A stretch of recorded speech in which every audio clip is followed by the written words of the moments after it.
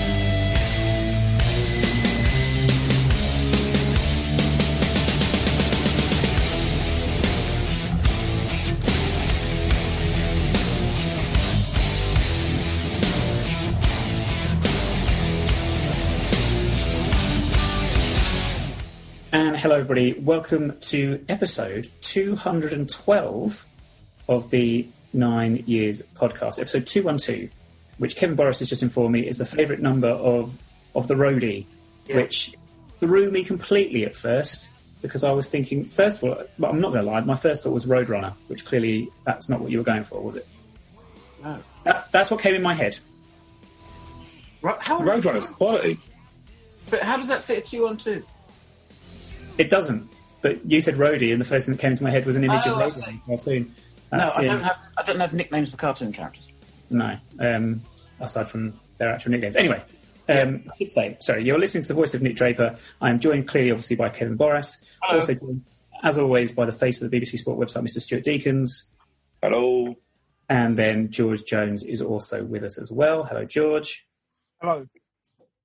I've always wondered, because we can see each other on Zoom as we're recording this week. I can see Stu's sort of red light district. I have to ask, what's the red light? No, I've got red curtains. It's really sunny. It's really sunny, so which is not great. Do you know what? It's quite interesting. Random story to start the podcast off. I've never seen a weather forecaster apologise for sun being out. I saw that, yes. Unfortunately, it's going to be sunny, everyone. Yeah. Good morning, Britain. And the lady was going, I'm really sorry to tell you it's going to be warm. Yeah, I can look out my window. I dislike the sun, as you all know, very much. So this is not good for me. The rain cannot return quickly enough. But anyway, enough of our nonsense. As much as we all love a nice pair of curtains, we have to move on because we have got a very special guest with us today. Very delighted to welcome Nick Daws to the podcast. Nick, how you doing? Good, thank you. You all right, guys? Yes, thank you. Yeah, very good. Thank you. We are all good. Where are you joining us from today, Nick, may I ask? I'm joining you from overcast South Yorkshire, about 10 miles south of Doncaster. So, it's a lot more quiet and peaceful up here. I was going to say, so when we've gone into lockdown, and how does that affect you in terms of your living situation then? At this time, would you normally be down south? Would you normally be staying in hotels or something? How have you worked it with your situation since becoming assistant manager here? Yeah, no, I've got a flat down in Surrey, so most of the week is spent down there. Work from a Saturday night, probably from a game. I'll usually get back after an away game or a home game, drive straight back up or straight across. And then come back down on a Sunday evening, and then get back home midweek when possible. Obviously, with the midweek games, that makes that difficult. But if we've got a sort of free week, I'll come back Tuesday after training until Wednesday evening, and in the flat late on Wednesday evening, ready for Thursday's training. Yeah. Nice. Was that something that came about after you were moved into the assistant manager role, or was that something that was in place previously when you first joined us as head of recruitment? Was that more of a remote sort of role to begin with before you having to be day-to-day on the training ground? Yeah, absolutely. And one of the things that we didn't have just in terms of recruitment was any presence in the north of the country. So from being from the north of the country, it made sense for me to work from here and come down as and when was needed. So it varied really. I used to probably come down for a couple of days every fortnight, stay in touch with the staff, obviously Wally at the time, and then Glyn initially when he took over before I came in as assistant. So that primarily involved the opposition analysis for the games that I could get to quite easily or relatively easily up here. And then Jeff Taylor covered the games for us from an opposition analysis point of view, probably south of, I don't know, Northampton or somewhere like that. Yeah. Because I mention this because we will talk obviously about your role with us and your thoughts on how the season's gone or how the season was, or I don't know what tense to use for the season at this moment in time. But discussing you sort of based up in the north, I wanted to ask you, because you spent the majority of your playing career with Bury. I've got this correct.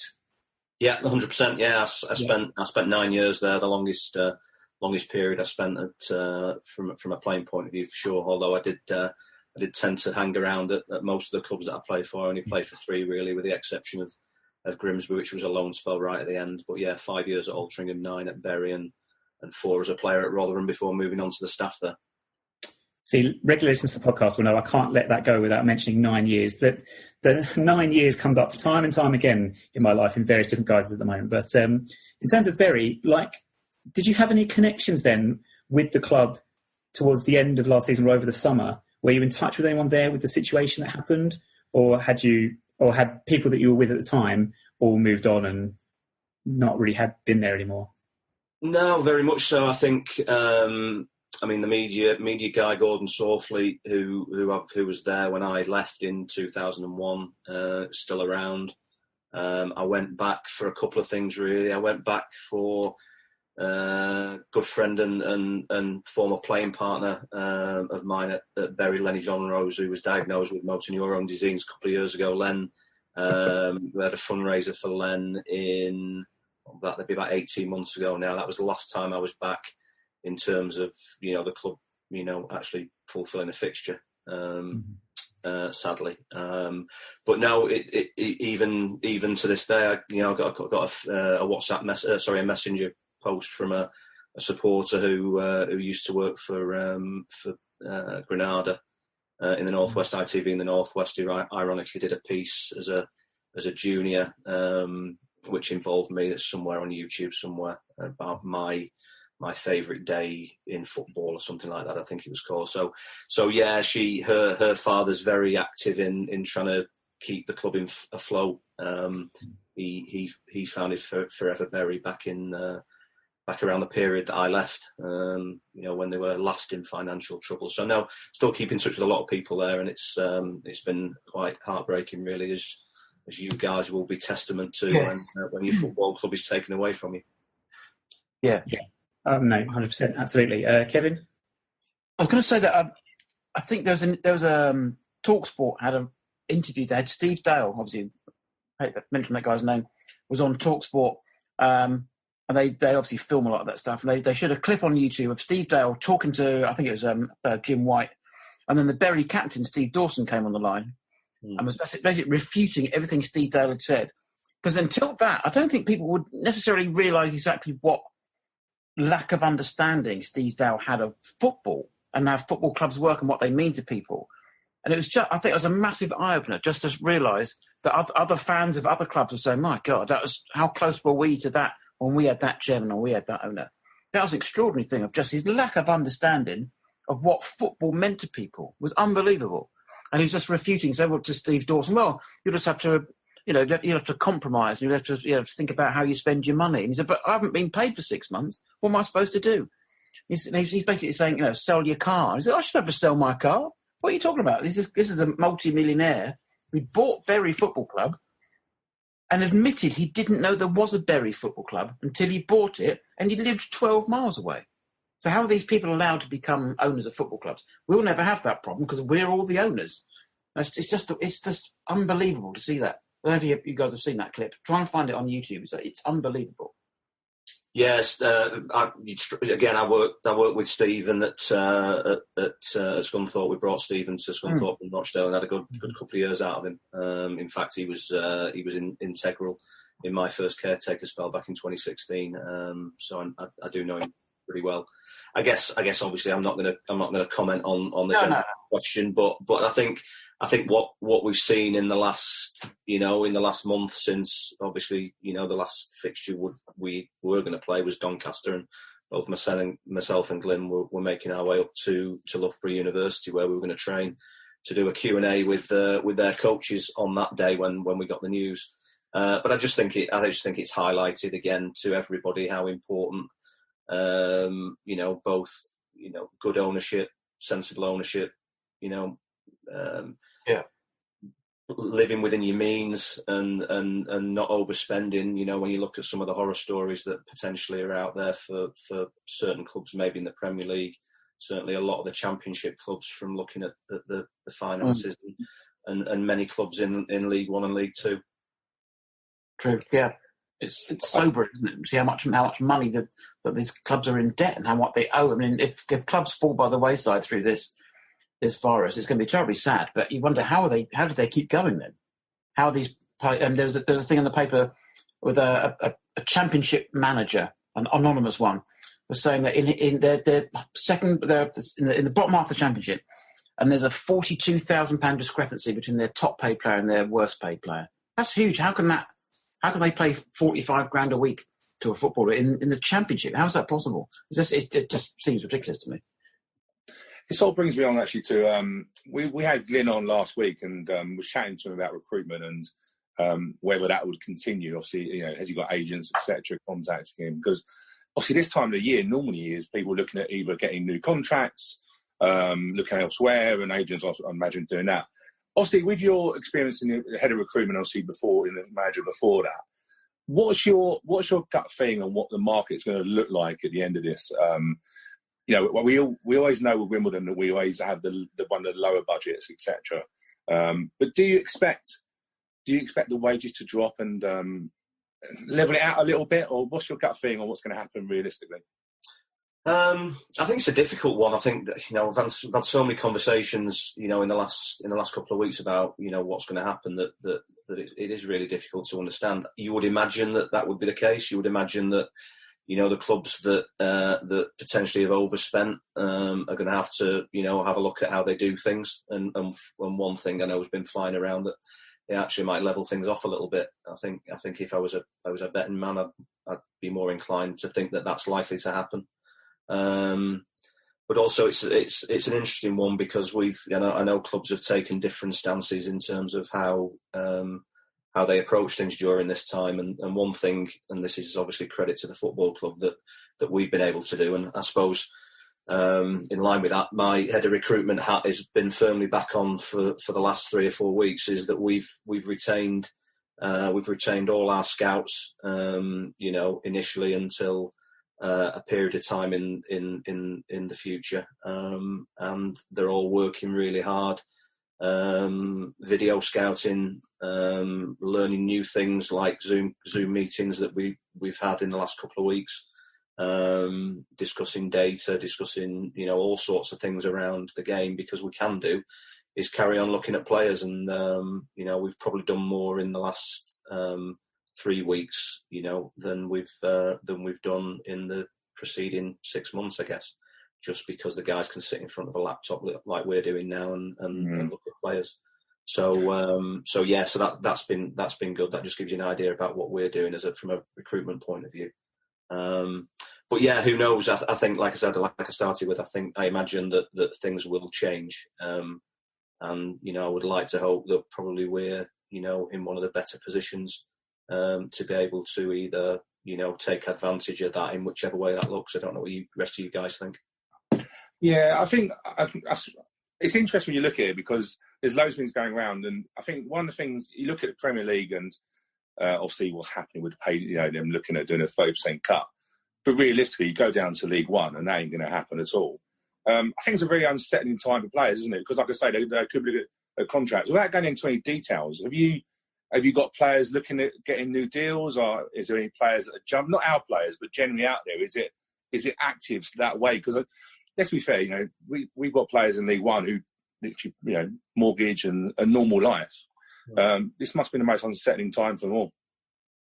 Yeah, I've got to say I've not. The phone's not been red hot with with agents at all.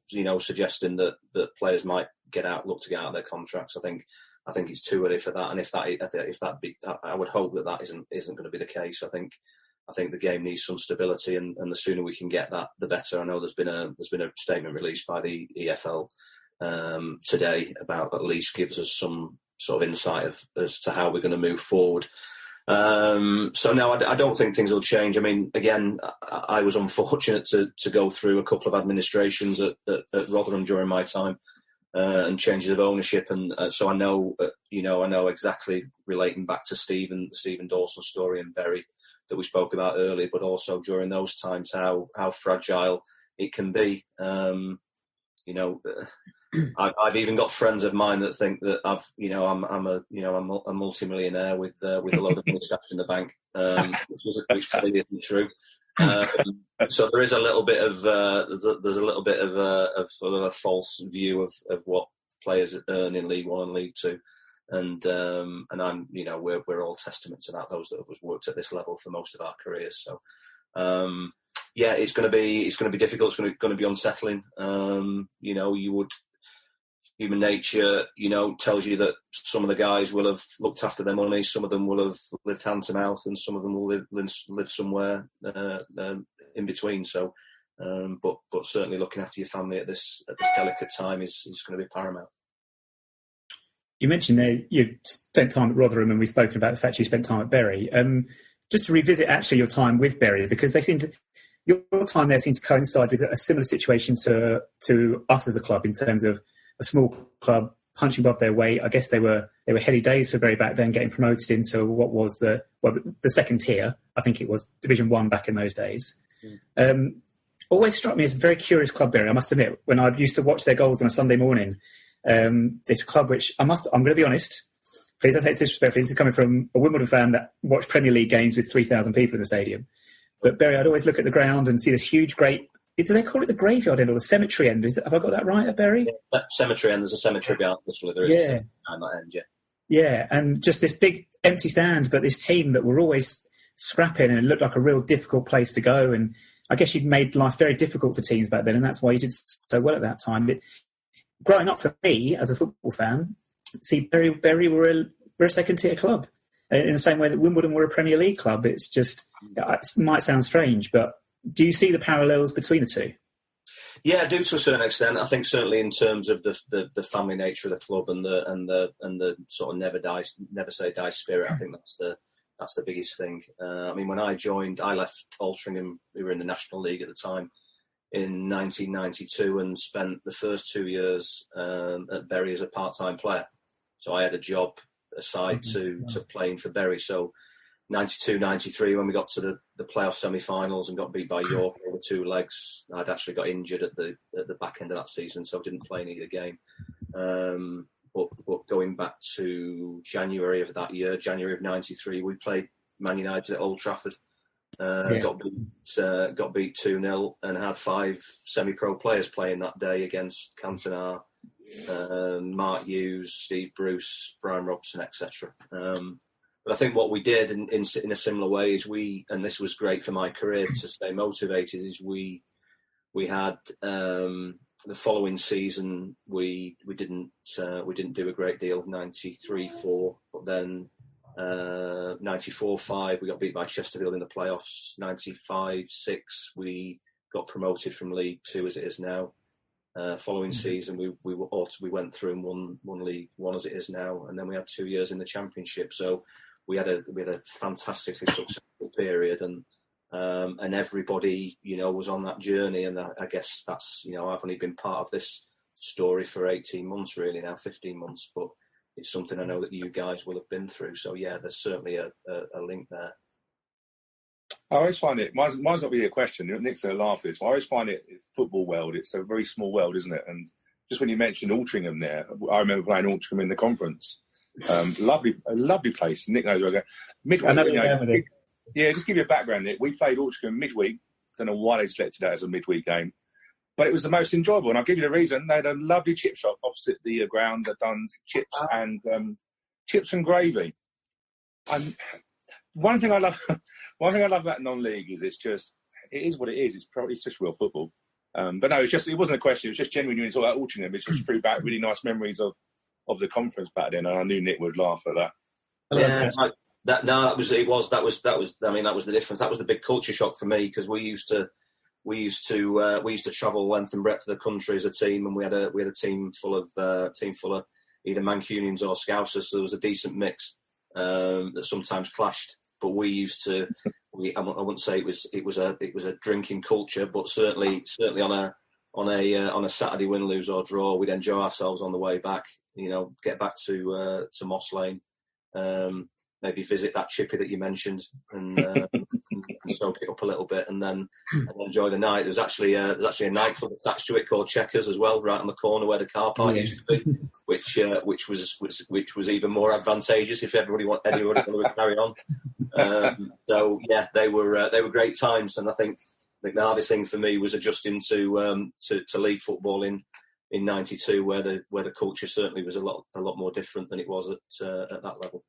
Happy days, certainly.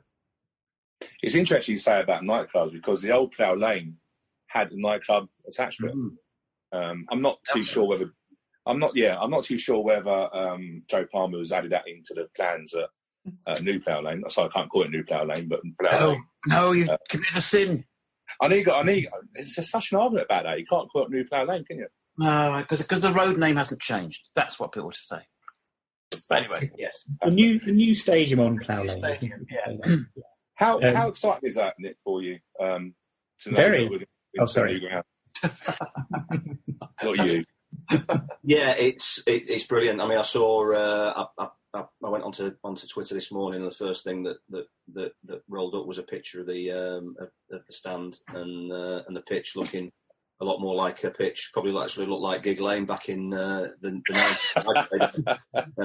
If any of you ever visited during that time, when you talk, just to tell quickly, when you spoke about a difficult place to go, that's one thing that we did really well. And I remember we were in the Championship at the back end of the first season, where we're looking to stay up. We trained on the pitch regularly, and then I remember Ipswich turning up with Jim McGilton and Kieran Dyer and that team that were absolutely incredible, much better than us. That were very, very, very upset about the fact that the pitch was basically like our current pitch, full of sand. So yeah, no, brilliant. It looks fantastic. I've not had the pleasure of going yet. I think I'm next on the list.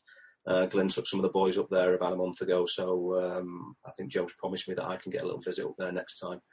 So yeah, really looking forward to it, and it's exciting times for sure. It's interesting you say that about the sand pitch, because in yesteryear, I remember going to Shrewsbury years ago in the FA Cup, and there was more sand than there was actual grass on the pitch, but it was always a great leveller. Do you find now that's not the case? Because most places now have got a decent pitch. When you won't obviously be aware of this, but before Chelsea bought Kings Meadow, it was difficult. The pitch wasn't as great as it was now. And I think always one of the concerns we had when we got a pitch that looked like a bowling green was that if a decent team come down and play football, wanted to pass it around, whereas in yesteryears it could get a dodgy bobble or it could help you, it wouldn't necessarily. Do you feel that sometimes that's not a disadvantage, but do you think it encourages you to play football? And I suppose in yesteryear, you could probably get amongst them and make the pitch a bit wetter and stuff like that. Is that not giving you the advantage as much as now? Yeah, I think so. I think it depends on your style of play, doesn't it? And if I know most teams have come to Kings Meadow, and when either before the game where you meet your opposition coach when you're doing the warm up and just have a chat, or whether it's afterwards in the coach's room, they always comment on how good Kings Meadow is, and certain teams, obviously it's a massive advantage to them. If you talk about the Oxfords and the Doncasters of this league, it's more of an advantage for them to play on a pitch like that than it would be if it wasn't great. The opposite maybe for a team like Rotherham potentially that are a little bit more direct who really make much difference too. So yeah, it's I think everybody now expects a certain level. So when you get a surface like we faced in I think in the new year, back end of 2019, we went to Tranmere. So that tends to be a one-off now. I know you struggle in League Two, but most pitches are in great condition. Well, we've got. our home record this season has been very, very good. Even with our carpet of a pitch, whereas we don't have that advantage. But what do you think? What's been key in that? Do you think what makes a team like ourselves have such a good home record, where teams don't give too much away? I don't know. It's a strange one because all the clubs that I've worked with in the past, we've had either good home records or good away records. I think you just settle into it. I think you get comfortable in your environment and it breeds confidence. So if you can string, 2 or 3 results together at home at the start of the season, then quite quickly your home ground can become a fortress because automatically, the opposition will be analysing you. They'll be seeing that you're not losing home games. And I think again, going back to, I think I got caught out a couple of months ago or so when one of the coaches said, I realised that it might have been Fleetwood actually. I think Fleetwood commented, in a game actually that we should have gotten much more out of it than we did, as you'll know. I think they commented how they'd really got their boys up for the game because of our home run and or our home record. So it's something that I think can work both ways, and that on that day, it didn't work out for us, but as a group of coaches and staff, we just got to find ways to be consistent home and away, and we're constantly looking at that. But I think the way that we approach match day at Kings Meadow, because of the location is and the difficulty of travel, is new to me. The boys are in, really early, as you guys will know that are around there early, much earlier than I've ever experienced before. Scunthorpe, for instance, where there's not much travel or traffic at all up here. The boys are in for 1:30 and would come in at the last minute. But I think we have a nice environment where we provide a relaxed environment for the players, and they're happy. We get our presentations done before the game, and then the boys are ready to go. Talk about nice environments. One of your other old clubs I wanted to talk about, because you mentioned earlier, Rotherham. Did you? I'm not sure. You have to forgive me for the timelines. I don't think you would have ever been there when they played in their current stadium. You would have been at Millmoor. No, I know Millmoor and Don Valley. Oh, Don Valley, of course. Yeah. We were up there the other week. Blimey, it's a good couple of months ago now. But you lose track of time in the current situation. 2 months ago tomorrow. Yeah. Millmoor was only a short walk from their current stadium. So having experienced Millmoor once in my lifetime, it was something, shall we say.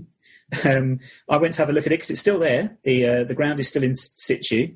I think it's still used for something or other, even though some of the stands are being worked on. But it was quite the trip down memory lane. I have got some photos that I haven't got on Twitter, which I must do. What are your memories of Millmoor as a place to play? It must have been. I found it it must have been an intimidating venue for away teams, and you must have really played on that. Yeah, 100%. I think if you remember it, the club was owned by the Booth family, scrap metal merchants, and the whole basically Millmoor is surrounded by the business. So we used to train on a Friday on the pitch, and that's when he'd be burning all the byproducts.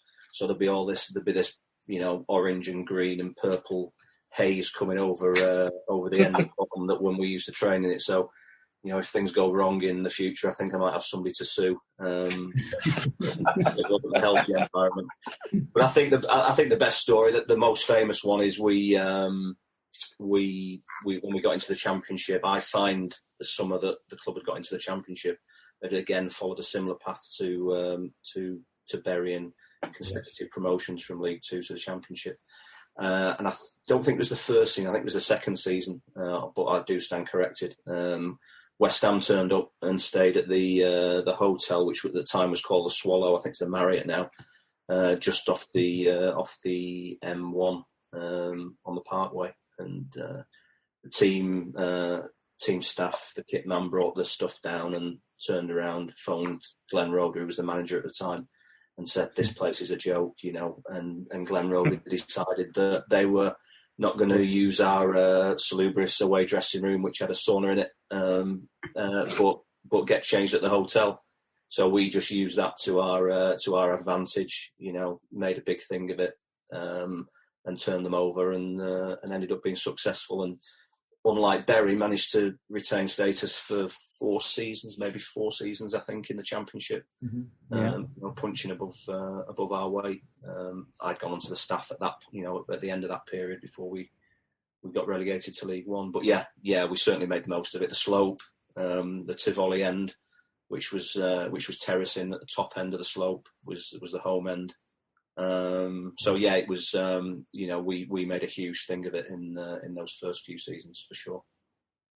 Yeah, I think you would have been in the squad the one time I remember seeing Wimbledon play at Millwall. We were 2-0 up after like 10 minutes and we ended up losing 3-2. But quite an experience anyway that day. In terms of then looking to now with us as well, like we've talked about little bits of recruitment stuff like that. How did the opportunity come up for you to come with us? Like when you said about 18 months ago to start putting in a database for us with the scouting and what have you. Yeah, that's right. So I'd left my role at Scunthorpe in late August of 2018, and was just pottering around doing a few bits and pieces, enjoying the rest. And then I got a phone call from Glyn. I'd worked with Glyn at QPR for a couple of years. He was integral in taking me there. We had got a mutual friend who was an ex-Wimbledon player, Simon Tracy. Simon came to Rotherham in, I think, 2005 as goalkeeper coach under Mick Harford. And we stayed working together through the remainder of that time at Rotherham. And then when we went to Barnsley in 2009 till 2011. So Trace, back in 2012, after having a year out, Trace was speaking to Hodge and said, look, Dawsy might be interested in in getting back in. So I went to QPR with him as 18's coach and then took over his role as head of coaching in the academy in 2012 when he went to Stoke. So we've stayed in touch and he's only, his family home's only, 8-9 miles down the road from me, and we've bumped into each other over the years. So yeah, he phoned and said, look, if you're not doing anything, I've got a nice little project that you might be interested in looking at for us. So that involved, basically the first time the club had a head of recruitment, a permanent head of recruitment. I know Simon Bassey had doubled up for a number of years and done a really good job, and had a couple of part-time scouts down there helping. But the club decided to take the next step, and so that happened started early January of last year, and then was made formal towards the end of January, early February of 2019. Yeah. Mm-hmm. I mean, Kevin and Stu, you'll know this more than I do. Simon Tracy, did he play for us in the mid-90s? In which one? Yeah, he replaced Besson, didn't he, when Besson went to Newcastle? He did. Yeah. He played in the first game of the 88-89 season against Arsenal, and when we lost 5-1. And to be fair, he didn't have his greatest game. I don't think he played for us again, but then he came back on loan in 94-95. That's what I'm remembering. Yeah. Forest away. That was the first game I saw live on Sky. Yes. Did he come back? Yeah, came back for about 2 or 3 games, 94-95 season. Because I'd have missed his first season, because my first season was 1990. I hate when I say that. I feel so old when I say 1990. My first season was 78-79. Come on. You are old. Thank you. But it's really weird about goalkeepers. The first thing that got me to Wimbledon was Hans Seegers. Absolutely love Seegers, an absolute fruitcake. We've had lots of goalkeepers actually saying that. Even we go back, we had Peter Shilton on loan, remember, back in the day. Yeah. After giving grief many years ago at Derby, when he come down to Plough Lane. But it's interesting, isn't it? It's interesting how it's a small world, isn't it, in terms of mutual friends and that sort of side of it. In terms of your head of recruitment role when you've done it, what was the criteria that was set for it? So, did you have a structure in terms of this is the wages that we could potentially offer certain areas and then work that way, or was it just generally trying to get a list of 10 players in certain positions? How did you sort of go about it? It was pretty much a blank canvas, really. I think it came a little bit late for the January window of last year. So we tried to do what we could at the time. We did Aaron Ramsdale had already been pretty much done through Glyn's contacts at Bournemouth and through Bezo.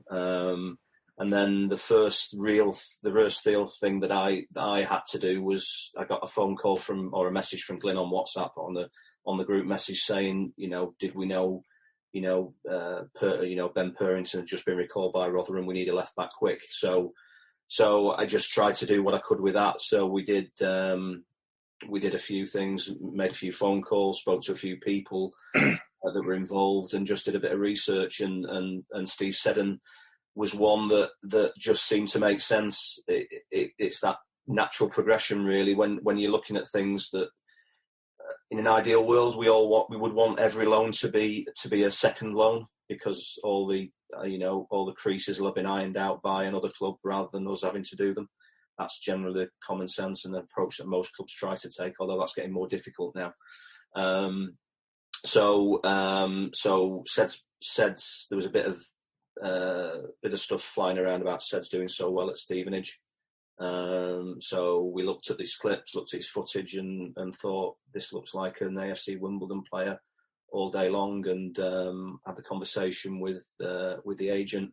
Ironically, it was the club that he was going to was Scunthorpe, the club that I left in difficult circumstances 6 months earlier. So it took great pleasure in managed to secure at the time. So yeah, and then we brought Michael Falevi in as well during that time.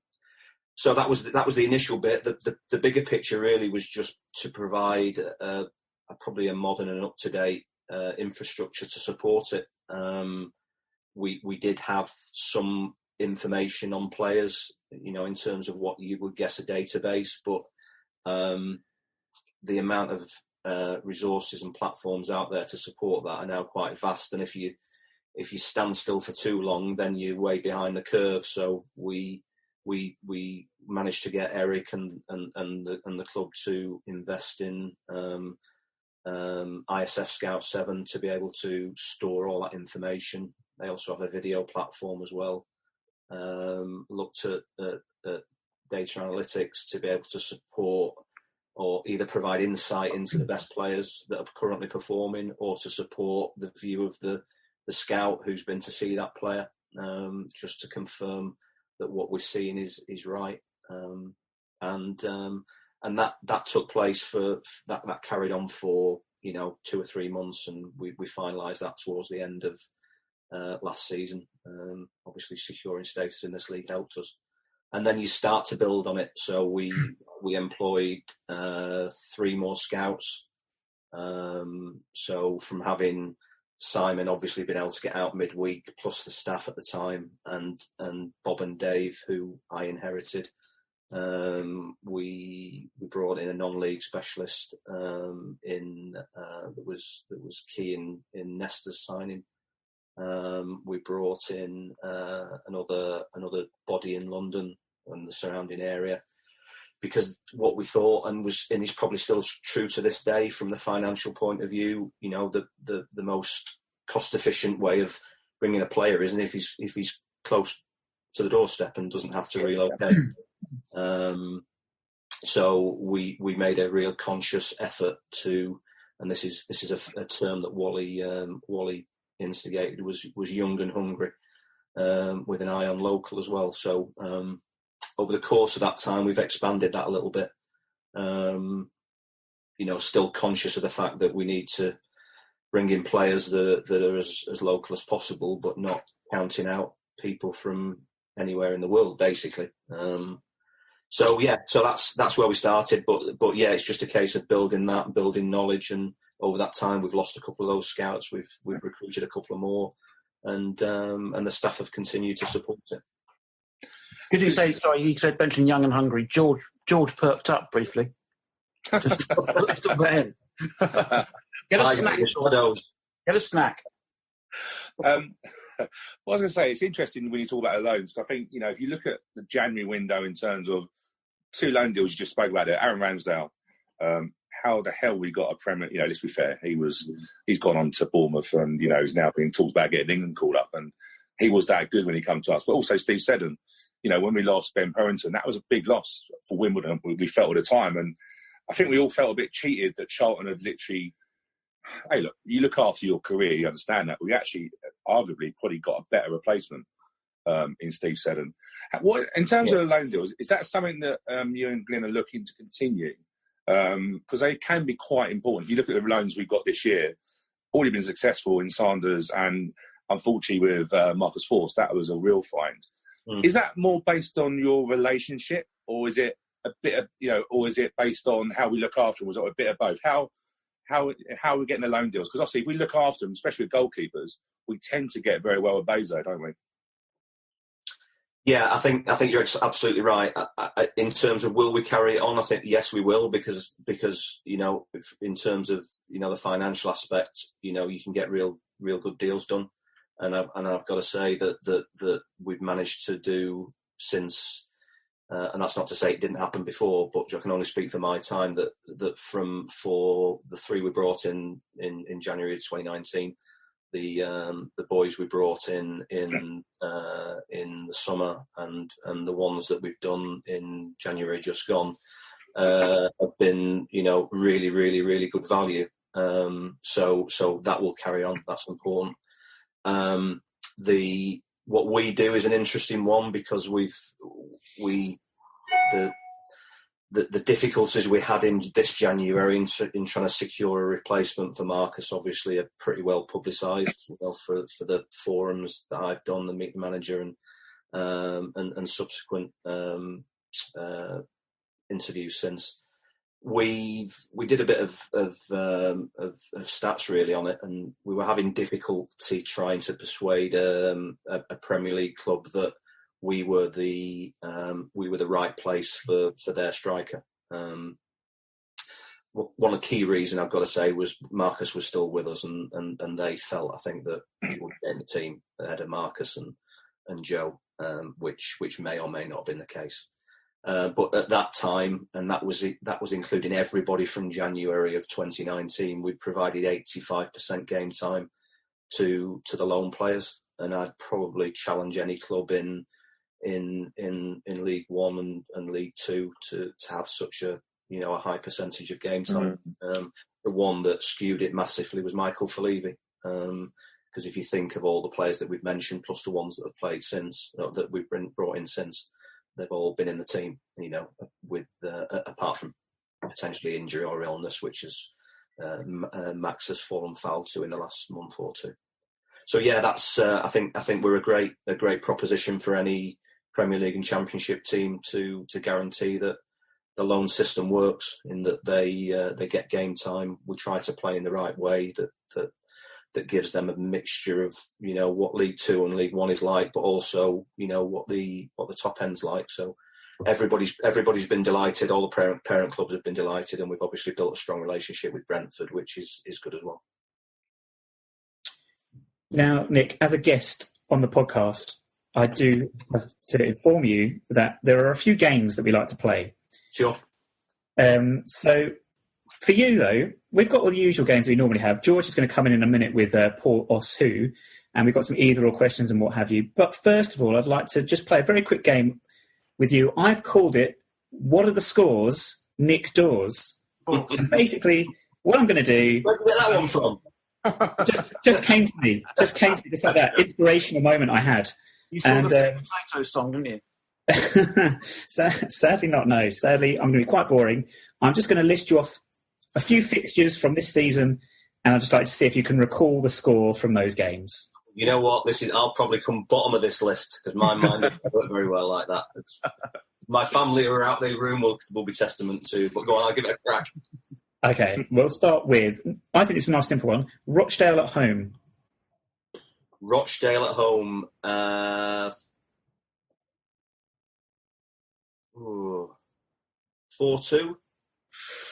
Nearly. 3-2.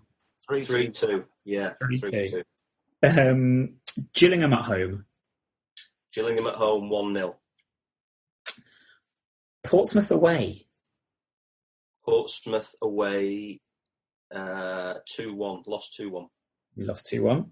Peterborough at home. Peterborough at home, won 1-0. Rotherham away. Rotherham away drew 2-2. And then let's go for Bristol Rovers away. Bristol Rovers away won 2-0. 2-1. 2-1. There we go. That's not bad. You got, what, 5 out of 6 there? Yeah, maybe. Obviously, I work better under pressure, clearly. And that was a great performance as well, wasn't it? In terms of how we. I don't like Bristol Rovers, to be honest with you, because I just don't like their ground. I find it's just such a mission. But that second half performance was probably one of my favourite performances. It was a really big, strong performance. Yeah, no, very much so. I think one of the things that I don't know whether Glenn's already said that. I think one of the things that we've tried to do, again, I can only talk about, since whenever it was the Lincoln game, my first game. I think one thing that we've tried to do is try and instill some belief in the players and give them a bit of freedom and that's not always easy. And I think it's harder when as a club we've been in the lower echelons of this league for and fighting to stay in the league for a while now. That's hard, and although it seems a little bit crazy to say that when you get a turnover of players, it just is sometimes the way it is. So I think there have been sort of watershed moments in games, either games that we've not expected to win, and maybe second half time have been able to just give that belief. Sometimes confidence is a strange thing. Sometimes you're calling it dip your toe in the water. That sometimes you go into games and you're just sort of feeling what it's like, rather than really grasping it right from the start and believing that you're a good team. And we've said that we say this every single week, and everything that the boys produce in training gives us the confidence to know that they can grow and be probably have been a bit more successful than we've been able to be so far, just in terms of points return.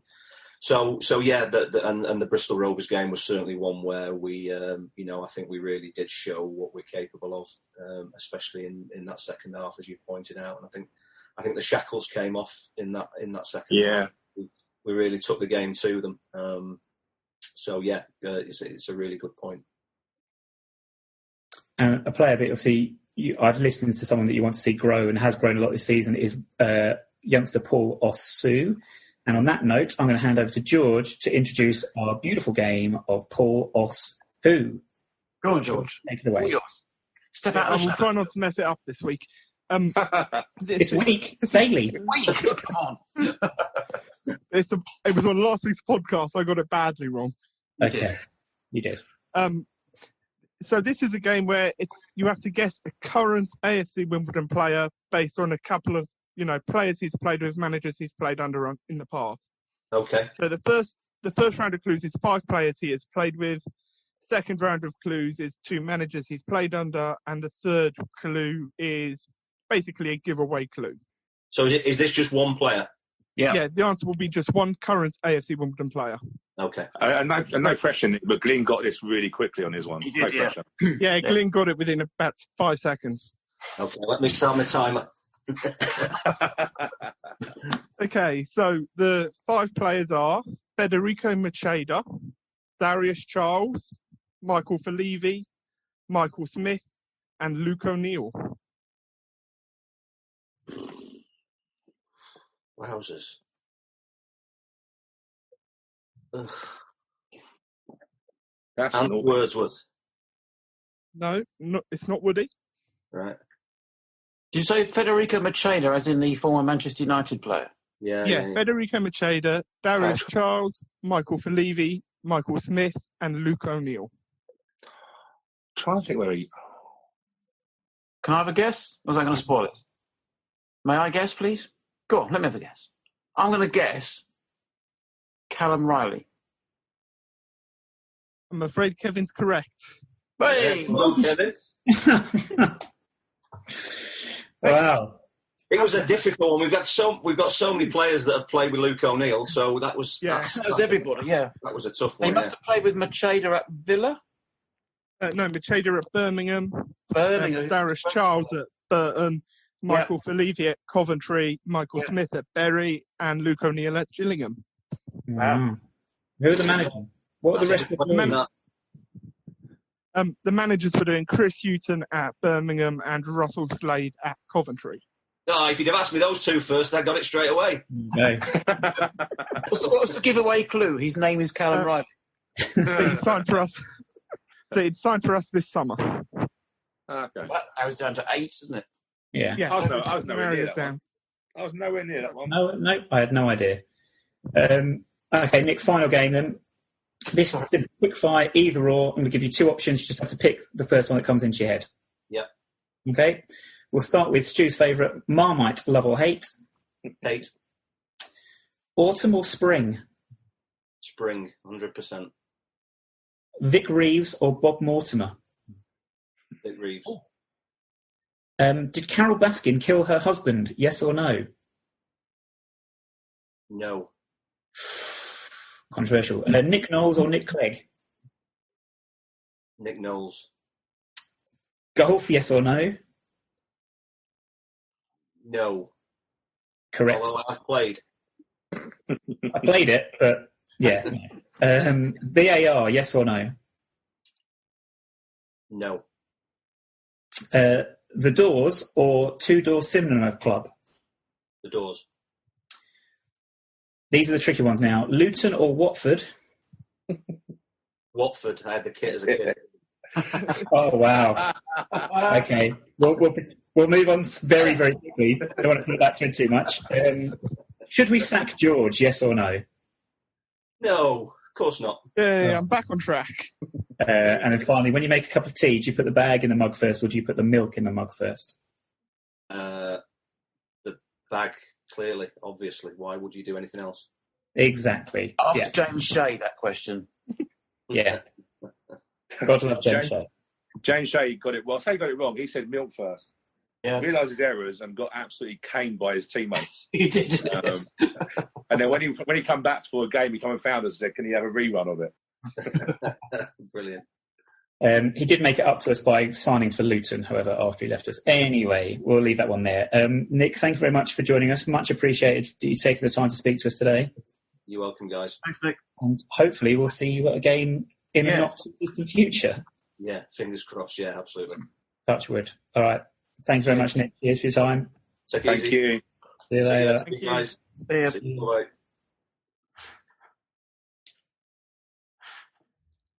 And then random bits and pieces to do. Yeah, I've got a good random bit and piece. A news story. I've got a news story and I've got 3 things to do. Oh, wow. Okay, go on then. Crack on with the news. We'll do news stories first and then we'll do... Okay, do you want to do an intro? Yeah. No, George, because I've just done it. Oh, George. Oh, George, come on. Literally, that was seamless and saved me all the editing. And now you just got it sacked. Dear me, right. So I count myself into the news story. We'll leave it... No, it's fine. We'll leave it in and people can know that George messed it all up for us, because otherwise that would have been perfect, but now it's ruined. But we'll go with it anyway. Oh, yes, I have a news story, Nick. A news story, thank you very much. So I got an alert today that Debenhams is in administration and is facing closure. Now, I thought that was a news story I'd been sent from 1993 because I didn't realise Debenhams was still going, despite the fact I live in a town with a Debenhams and I've forgotten it was there. So, I mean, it's awful because it's 20,000 jobs are at stake. As someone said, 20,000 jobs are in jeopardy. Well, in that case, let's move to jeopardy. But, yeah, so Debenhams is still a thing. And I didn't know. That's my news story. Debenhams is still a thing. Debenhams have like a Croydon and a Clapham and a Wimbledon. They're all over the shop. Yeah. Although the Wimbledon one, I don't know. Might who knows? Forgotten it was there. Who knows? Forgotten it was there. That's That's my news story. Stu, a news story? Yeah, do you know what? This is one actually my wife told me about, which I found quite funny. But obviously, we now know, lockdown, so they reckon there's going to be loads of sort of like new additions probably in 9 months to families, and obviously there's nothing else to do. And it was funny, actually, in a Hong Kong zoo, apparently 2 bears that for a decade the zoo have been trying to get to mate, but they weren't interested, have all of a sudden, because there's nobody coming at all, they've got nothing else to do, and they're at it, basically. So they're called Ying Ying Li Li. So these are pandas, right?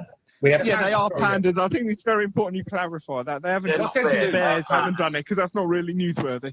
Yeah, Yeah. I missed the panda. I missed out the panda bit.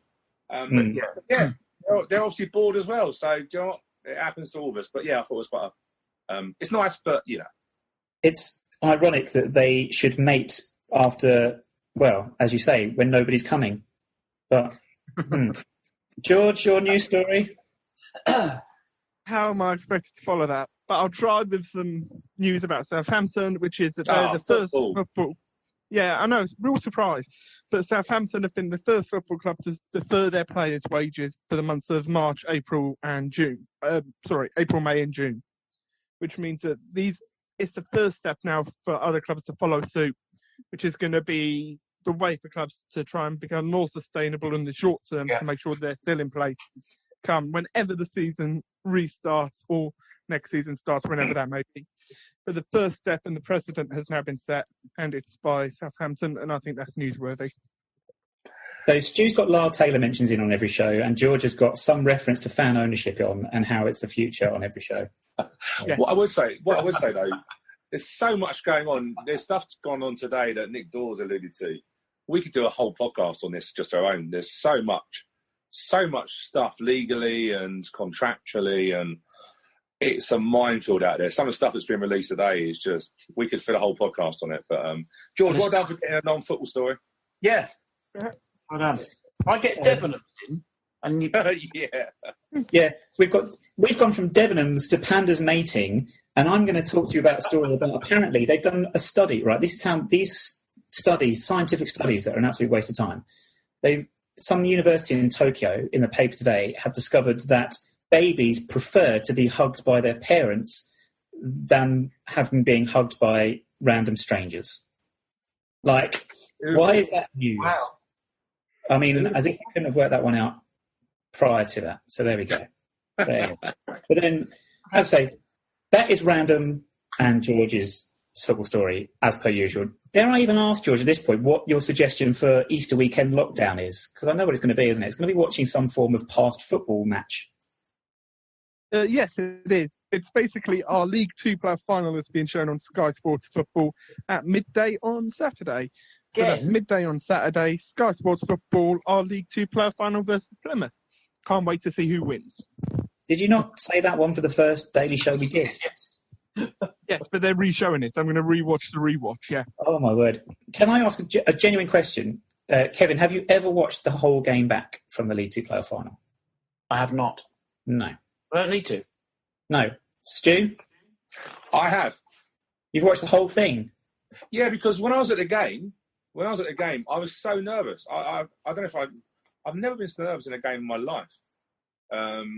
I don't know why, but I was nervous. So, yeah, I like to watch the game back sometime because when you're nervous, you don't necessarily take it in. So I just wanted to see how he played. And it's also because there's no football during the summer, was there? So relive the moment. The goals are enough for me. I watched the big moments back.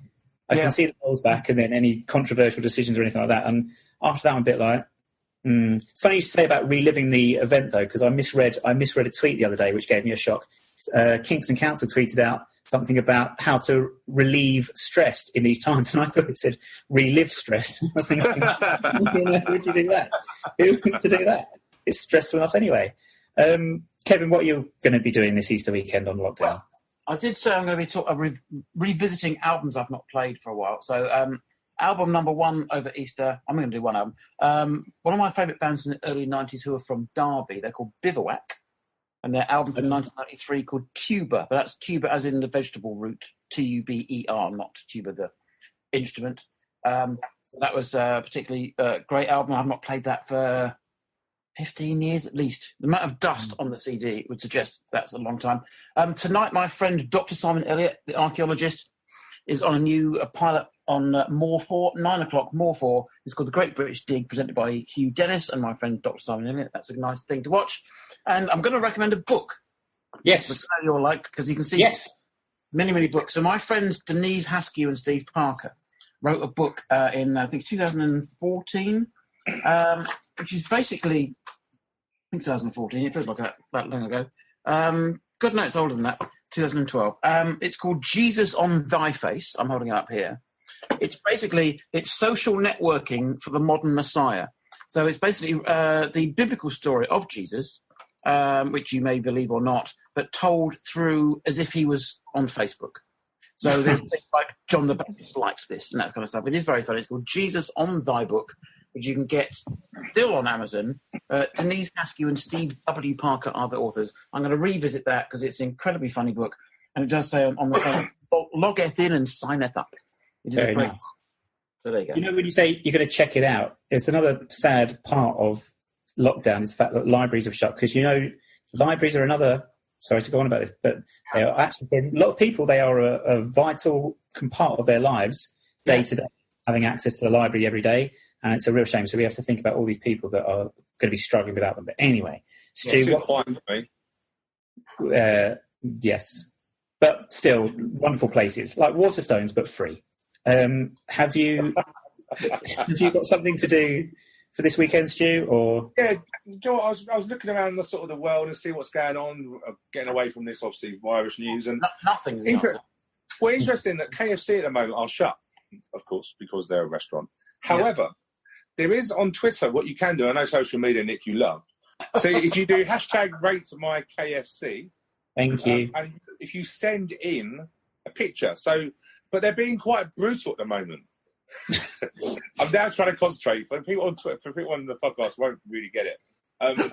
But basically, they're being very brutal. And someone sent in a zinger burger, and basically gave it 3 out of 10 and said it's probably the saddest thing they've ever seen.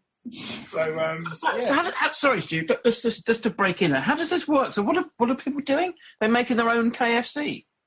Yeah, so they're basically, one of the guys they basically copied a zinger burger, like a tower zinger burger, and KFC are being quite brutal with their feedback. So I might have a go. And send it. So, what else you got to do in life? Well, yes, that's a very good question. That is a good point, to be fair. That's a very good question, yeah. There's not much. I mean, my suggestion for Easter weekend was to watch a dramatisation of the Who Wants to Be a Millionaire scandal, good, with whatever his name was. Michael Sheen as Chris Tarrant, with Major Cheat, wasn't he, basically? Yes, the cheat. Yes, that should be good. Yeah. It's like a 3-part thing. Did Charles something? It's Charles something. Yeah. Ingram, I think. Whittock, something like that. George, you look confused. No, Okay. I'm aware of this. General confused face. Fair enough. Yeah, that's how I look normally, to be fair. I can't see his face because his hair is everywhere. Well, it's That is, he's wearing a Busby, isn't it? It's fantastic. A human Busby. so yes, that's on ITV starting over the Easter weekend. So keep an eye out for that. And otherwise, as Kevin says, just read a book. Just grab your bookshelf and read. Right, do you want to finish on birthdays game very quickly? Yeah. I have to actually get the list from the Daily Mirror newspaper. There's no one really great, to be honest with you guys. So I haven't got the page ready. This is unprofessional of me, isn't it? Shocking.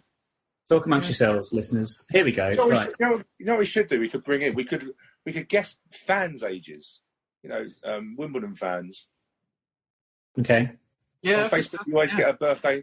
Some people tell you your age anyway, couldn't they? Do you know what I mean? But I know there's some birthdays. Steve Lee and I'm not going to guess how old he is. To be fair, I wouldn't be horrible. But, there was someone's birthday today. There was a Wimbledon fan's birthday today. It's on Facebook. Who was it? Sophie Brickell's birthday today. Well, there you go. Happy birthday. You share a birthday with Kristen Stewart, the Twilight actress. Anyone want to guess it's for her? 32. Yeah, I was going to say 33. So I'll go for 39. I'll go for. She's 30. So wow. Noticed by a year. She loves baking in her spare time, it says here. Okay. Day after tomorrow, actor Dennis Quaid. Oh. 67. Yeah, he's old, isn't he? He's an older. 63. George? 70. I said 70. Oh, I'm sorry. You said Kevin. 66. So Kevin was closest there. Very close indeed. And then finally, many happy... Oh, no, it says here that apparently he had a James Bond obsession as a youngster. Daily Mirror reader, Louise Coughlin. From That's not a Fleet, name, isn't it? From where? from Fleet in Hampshire. Fleet in Hampshire. Yes. Home of What Graham is it? Stacey. Yes, probably the same Home part. of Don's Trust Graham Stacey. Was she called Linda? Louise. Louise, okay. That's Louise. 41. As we don't I'm know. going to say 50. Okay. It feels like a young name to me. I'm going to go for 21. She's 40, big 40. Oh. So, again, Kevin just within a year out. And then finally, if you thought Coughlin was a strange name, James Shilcock from Kirby in Liverpool, who likes to sell chickens or something, I imagine. Anyway, how old is he? Where's he from? He is from Kirkby in Liverpool. Do not be thrown by that and thinking that everyone in Liverpool dies young. That's just a myth. Okay. James Shilcock. I will say 60. Stu? 50, I'm going to go for. I'm going to go for 88. So close, Kevin. He's 90. The big 90. He's done well. Good innings. He's done very well. And on that note, I think we've all done very well today. Thank you very much. We'll wrap it up there. And just say to everyone to enjoy the Easter weekend. We'll be back with Enjoy indoors. Yeah, enjoy it indoors, or if you've got a garden or a balcony or something. But otherwise, stay in. And then join us back again on Tuesday for the 9 Years Lockdown show, where, as it stands, have I got this name right? Is this who is joining us on Tuesday? We this individual we definitely have got next week. We're hoping to plan it in for Tuesday. Just waiting for him to come back to us now. Okay, well we won't say it just yet, but very exciting. But join us on Tuesday anyway, whatever happens. But other than that, George, thank you very much for joining us today. Thank you. Stu, thank you very much. Thank you. Evan, thank you. No, thank you. And I will say as I usually do, Alexa Bliss bag first, milk last. Wash your hands, stay inside, and we will speak to you again on Tuesday.